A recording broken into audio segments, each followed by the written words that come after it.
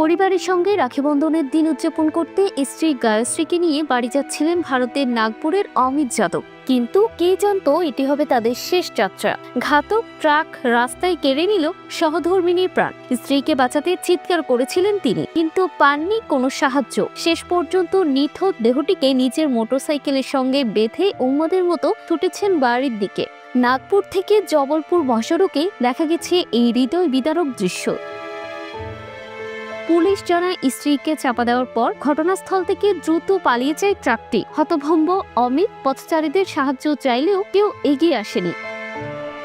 পরে মহাসড়কে অনেকে তাকে থামানোর চেষ্টা করলেও তখন স্ত্রীকে হারিয়ে বোধ শক্তি হারিয়ে ফেলেছিলেন তিনি। পরবর্তীতে হাইওয়ে পুলিশ অমিতকে থামায় এবং ময়নাতদন্তের জন্য ইন্দিরা গান্ধী মেডিকেল কলেজ হাসপাতালে পাঠায়। কর্তৃপক্ষ জানায় এই ঘটনায় আকস্মিক মৃত্যু মামলা করা হয়েছে। ময়নাতদন্তের প্রতিবেদন আসার পর পরবর্তী পদক্ষেপ নেওয়া হবে বলে তারা জানিয়েছেন।